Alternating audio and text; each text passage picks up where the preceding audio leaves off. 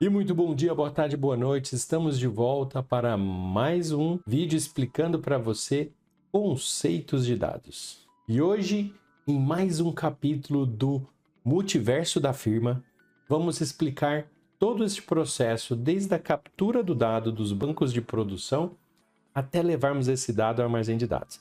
Então, nesse vídeo você vai aprender os principais conceitos necessários para entender toda essa extração dos bancos de softwares, que a gente chama de OLTP, e vamos explicar em seguida, até levar esse dado ao nosso armazém de dados, também conhecido como Data Warehouse. Então, sem enrolação, vamos para o conteúdo. Então, vamos começar do começo. E o começo nos leva ao famoso onde nascem os dados. Primeira pergunta, onde nascem os dados, Thiago? Então, nascem dos softwares. O que é um software? É como se fosse o cérebro de um sistema e ele tem a responsabilidade de receber comandos, registrar dados e executar tarefas de forma automática. Então, ele pega como se fosse um comportamento humano e faz isso para a gente de forma automática. Então, é onde começa toda a história dos dados. Então, toda vez que você faz uma ação em um sistema, você clica, você compra, você cadastra, você vai lá, faz login e senha, coloca no carrinho, faz a compra, o sistema anota e organiza essa informação para a gente. E é a partir daí que os dados nascem. Então, peraí, Thiago. Então, você está falando para mim que tudo que eu faço no computador é registrado de alguma forma? Sim. Adivinha onde o software grava esses dados? Exatamente. Ele guarda isso dentro de um banco de dados. E esse primeiro banco de dados a gente vai chamar de OLTP. Então, o que é esse banco de dados OLTP? O banco de dados OLTP, ele é focado em banco para sistemas. Então, o sistema vai salvar toda essa informação em um banco de dados. A gente chama esse tipo de banco de dados como dados OLTP. E o que é um banco de dados OLTP? A sigla vem de Online Transaction Processing, que é onde os sistemas guardam os dados das atividades do dia a dia. Então, ele é usado por sistemas como sistema de venda, quando você vai numa loja, quando você vai num restaurante, quando você vai numa faculdade, numa escola, o pessoal registra a sua matrícula. Todos os bancos que armazenam alguma coisa, informação de cliente, a um sistema operacional, ele usa um banco OLTP. E qual que é o objetivo? Garantir que toda ação feita no sistema seja registrada com rapidez, segurança e precisão. A gente tem uma sigla para isso. Então, quais são as características? Muitos acessos simultâneos, então tem muita gente acessando aquele sistema. As operações são simples e rápidas, então a gente tem lá o famoso CRUD, né? Create, Read, Update, Delete. Focos em dados atuais e detalhados, então ele tem um processo de alta normalização, então você tem várias tabelas e cada tabela guardando a sua informação. E aí ele tem essa característica que a gente chama de ACID. O que é ACID? É atomicidade, então cada processo é trabalhado de forma individual, ou ele funciona ou ele falha. Consistência. Depois que ele muda o estado de um estado 1 para o estado 2, ele garante que essa consistência vai ser mantida. O isolamento, independente das transações aqui, dos acessos simultâneos ocorrendo em paralelo, ele garante que cada uma vai ser tratada de forma individual. E a durabilidade. Depois que aconteceu essa mudança, vamos supor que acabou a energia, quando voltar, tudo vai estar no lugar onde estava. Então, esse é o famoso banco OLTP. E qual que é o propósito dele? Garantir registro das informações. E aí fica aquela pergunta, né, Thiago? Mas, cara, tá entrando tudo dentro desse sistema. Como que eu vou garantir? Como que eu vou fazer depois para ver o que está acontecendo nesse banco? Eu tenho foco em registrar, certo? Como que eu vou ver como que eu consumi, como que está o histórico, quantas vendas eu fiz, como está meu estoque? Aí, pessoal, o LTP já não nos ajuda tanto. Então a gente fala, né? Embora o LTP seja ótimo para registrar as transações do dia a dia, ele não é o ideal para fazer análises profundas. Por que não? Porque, como a gente já disse, ele é focado em velocidade para registro dos dados, para garantir que as operações são capturadas. Ele não foi feito para responder perguntas, por exemplo, qual produto mais vendeu nos últimos 6 meses? Qual região tem mais faturamento? Qual gerente vendeu mais? Quem bateu a meta, quem não bateu?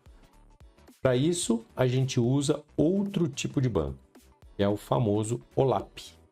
Tá? Então, OLAP é a sigla de Online Analytical Processing. Então, esse banco, sim, ele tem um foco em leitura. Então, vamos entender um pouquinho mais sobre o banco OLAP. Então, o OLAP é um banco de dados projetado para essa parte de leitura, analytics, que a gente chama, né? Análise para entender o cubo informacional, essas coisas do tipo. Então, o que ele permite? Ele vai te permitir ver média, contagem, moda, variância, tendências, etc. Você pode comparar períodos, né? Quem estiver usando o Power BI pode fazer lá a função calculate para ver um período total year to date, month to date, same period last year, todo aquele conjunto de medidas DAX que nos ajudam. Você pode cruzar dados de diferentes áreas. Então, o dado é separado em cada sistema. Então, eu tenho um sistema de finanças, mas eu quero cruzar ele com um sistema de estoque, com um sistema de movimentação de peça. Você consegue fazer isso dentro do sistema OLAP, porque aqui é um processo que a gente fala que é desnormalizado. Então, quais são as características? Dados históricos e agregados. Então, às vezes eu não preciso daquele detalhe micro daquela informação, eu posso tratar aqui, trazendo um nível mais macro. Outras características, dados normalizados. Então, diferentemente do LTP, que é muito normalizado, aqui a gente tem os dados desnormalizados. Análises rápidas e complexas. Então, quando eu preciso fazer análises e tomada de decisão, eu acabo conectando normalmente em OLAP. Apesar que lá no multiverso de algumas firmas, eu tenho certeza que neste momento alguém está acessando o banco OLTP, que é o banco direto do sistema, e está concorrendo com os usuários. E eu já vi gente derrubar sistema produtivo conectando Power BI. E não fui eu. Então vamos lá. O objetivo do OLAP, ele tem um foco em análise. Então eu vou fazer médias, somas, desvio padrão, totais, tendências, tudo conectando no banco OLAP, porque o foco dele é volume de transação. Então a gente tem os dois lados, né? Então fica a dúvida, como os dados saem do sistema que está lá na esquerda, que seria o banco de origem, o LTP, banco de sistema, né? Então aqui a gente tem que imaginar que aqui em cima, aqui tem o nosso amigo software, que está conectado nesse banco aqui, ok?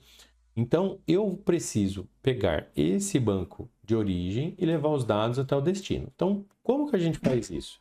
Como que os dados saem do sistema para serem analisados lá no banco OLAP, né? Com uma conexão que eu vou fazer com esse banco OLAP. Aí tem algumas formas. Então, você pode fazer, primeiro, extração desse dado, depois a transformação e aí depois o carregamento dentro desse banco de dados. Esse processo, se a gente pegar a primeira letra de cada ação que a gente faz aqui, extração, transformação e carregamento, que está em inglês load, a gente chama de ETL. Isso aqui é muito comum para quem já mexe com Power BI e ferramentas de BI. Depois, a gente tem uma outra alternativa, que é quando você faz a extração, aí você faz primeiro o carregamento e em algum ponto no futuro você faz a transformação. Aqui a gente chama de ELT. Então, extração primeiro, carregamento e transformação. E quais cenários a gente usa isso? Esse cenário de cima de ETL, normalmente a gente usa numa ferramenta de BI. Já esse de baixo, normalmente a gente usa numa estrutura de Big Data. Por quê? Porque o Big Data, como o próprio nome já diz, que chama grandes volumes de dados, a gente não tem tempo de tratar aquela informação naquele momento. Então ele vira o quartinho. Você pega a informação, põe lá no quartinho e em algum ponto no futuro, quando você precisar daquele dado, você vai lá e transforma ele para utilização.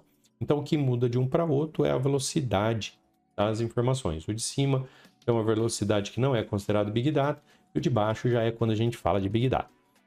Perfeito. Então vamos lá. E para onde vão todos esses dados organizados? Aqui a gente mostrou um banquinho só, né? Então eu saí lá de um LTP, fiz o processamento via ETL ou LT e salvei no nosso banco OLAP. Eu vou fazer em seguida, Thiago. Eu não tenho só um banco, eu tenho vários bancos. Como que eu trato? Então as nossas origens vão ser os nossos bancos de dados OLTP, são os bancos de dados do sistema. E lembrando, você vai ter um sisteminha aqui, que é uma interface, um front-end conectado com vendas, o outro conectado com estoque e o outro conectado com bancos de dados diversos. Nas organizações tem vários bancos, Oracle, Postgre, tem vários bancos, DB2, IBM. Beleza. O que a gente vai fazer em seguida? A gente vai fazer toda aquela transformação que a gente viu de ETL LT e vai colocar isso em um armazém de dados, que é chamado de Data Warehouse. Então, o que a gente já viu até então? Eu tenho os bancos de dados desse sistema, eu pego esses bancos de dados, eu faço uma extração via ETL ou LT e eu armazeno num banco de dados que é chamado de banco de dados OLAP. Como a gente tem vários bancos de dados OLAP, eu acabo guardando isso dentro de um armazém de dados que a gente chama de Data Warehouse. E o que é o tal do Data Warehouse? É um grande repositório central de dados, simples assim.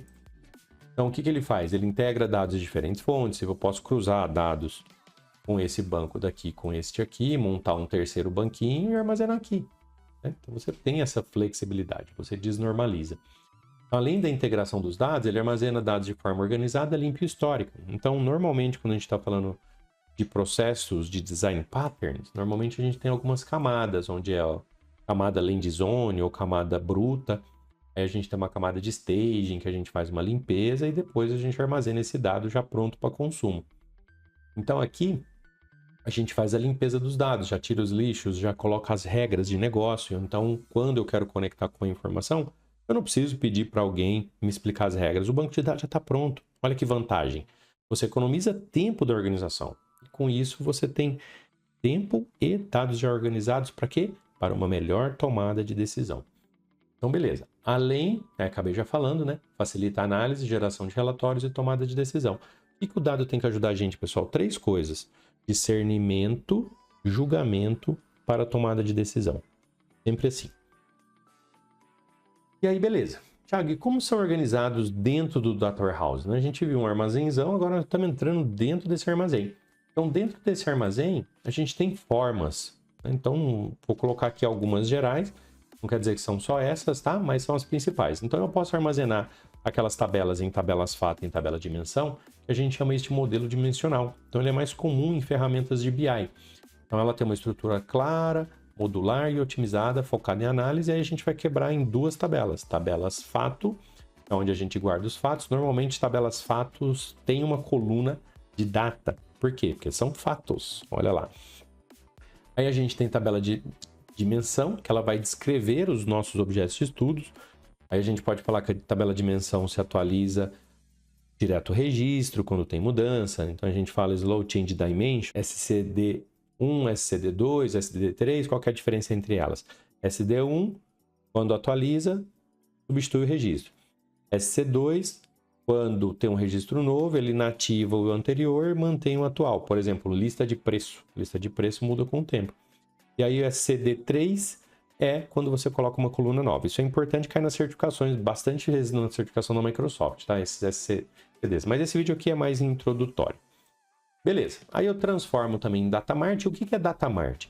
O Datamart é quando eu tenho várias tabelas relacionadas a um domínio. O pessoal do TI fala complicado, né? Domínio é uma área. Então, domínio de finanças. Então, estou falando da área de finanças. Domínio de supply chain. Então, estou falando da área de supply chain. Domínio de engenharia. Estão falando da área de engenharia. Então, todas essas áreas a gente separa um dado focado naquele domínio e chama isso de Datamart. Então, é um subconjunto do Data Warehouse focado em uma área de negócio específica. Então, esses três itens normalmente a gente usa para fazer os relatórios de Analytics. Então, você conecta lá, normaliza e faz a análise necessária. E aí, o último exemplo que eu trouxe aqui é o que a gente chama de tabelão, é o que a gente aprende no Excel, fazendo PROC-V, traz tudo aqui lá. No começo eu achava lindo, hoje eu olho e falo, nossa senhora, como eu demorei a aprender que tinha que fazer tabela de dimensão, tabela fato. Mas tudo bem, me ajudou e me trouxe até aqui. Então, todo conhecimento é conhecimento. Então, o OBT, que a gente chama, ou tabelão, por que é OBT? É One Big Table. É normalmente utilizado para quando a gente precisa fazer modelos de inteligência artificial. Então, eu tenho lá os atributos, né? Quando a gente fala de machine learning, as colunas viram atributos. Aí, se eu for fazer um supervisionado, eu tenho lá a coluna com rótulo. Se for um não supervisionado, eu vou agrupar de alguma forma baseado nas características. Então, o que eu faço? Uma única tabela que combina fatos de dimensão em um só lugar. Então, eu desnormalizo totalmente, né? É fácil de consultar, mas pode gerar redundância e dificultar a manutenção. Mas normalmente é quando a gente começa a mexer com dados, a gente começa com o processo do famoso tabelão, lá no multiverso das nossas firmas. Perfeito. E qual que é o objetivo aqui do Data Warehouse? Transforma dados brutos em conhecimento estratégico. Então, para resumir tudo que a gente viu aqui até agora, e finalizar esse vídeo antes que ele fique muito grande. Então, do dado bruto ao armazém de dados. Os dados brutos são quando a gente conecta de novo aqui os nossos sisteminhas. Os sisteminhas vão salvando essa informação em um banco de dados. Esses bancos de dados ficam lá armazenando esses dados focados em garantir as características ACID, garantir o registro daquele dado. Então, depois que eu quero esse dado, eu quero levar ele até lá uma camada de análise, que a gente chama de Data Warehouse ou bancos do tipo OLAP. O que eu vou fazer então? Eu tenho a estratégia de fazer Extract, Transform e Load, fazendo ETL, como eu posso fazer o famosinho também LT, um para Big Business Intelligence e o outro para o nosso amigo Big Data. E aí, qual que vai ser a utilização, pessoal? Depende do propósito. Se eu for fazer Power BI, Tableau e todas as ferramentas de BI famosas aí, tem várias, né? Normalmente a gente faz esse processo de tabela FATA e tabela dimensão. Ou conecta o Datamart também, que tende a seguir esses dois padrões aqui. Agora, se eu for fazer inteligência artificial, então eu preparo o dado para ter um One Big Table, para ter o processo ali tudo centralizado e a gente poder usar a inteligência artificial a nosso favor. Então, o que determina um outro é o propósito. E o propósito do Data Warehouse, como a gente viu no começo, é transformar dados brutos e conhecimento estratégico. Tem que mover o ponteirinho econômico da organização. Tem que se pagar, porque nada disso aqui é gratuito. Eu estou fazendo ETL ou LT, ETL normalmente a gente faz uma ferramenta de BI, o Power BI consegue nos ajudar. ETL eu caio em Fabric, caio em Databricks ou todas as outras ferramentas que tem aí que acaba cobrando, né? Então faço em cloud, tem que registrar uma cloud. E qual que é a vantagem disso aqui, pessoal? Quando a gente conecta aqui no Data Warehouse, pensa assim, tem um monte de usuários acessando essas aplicações. Um monte de gente ao mesmo tempo. Isso aqui, esse canal de conexão com o banco é como se fosse uma rua. Então se eu pego, além de todas essas comunicações, eu pego um Power BI da vida e conecto, é mais um atrapalhando. E aí, se eu faço várias consultas, várias pessoas ao mesmo tempo, o que acontece? Eu acabo matando este banco de dados, aí o banco de dados cai. E aí tem que entrar a equipe de TI para voltar aquele banco a funcionar. Então, pessoal, aqui já resume bastante coisa do nosso multiverso da firma. Então, qual que é o resuminho? Pega a informação, transforma a informação, gravo no Data Warehouse e a partir dali eu consumo para melhor tomada de decisão ou criação de modelos de inteligência artificial, que também é para nos ajudar na tomada de decisão. Então, no multiverso da firma de hoje, a gente fica por aqui e logo menos a gente volta com mais dicas para ajudar você a lidar com os conceitos de dados dentro das firmas. Até logo!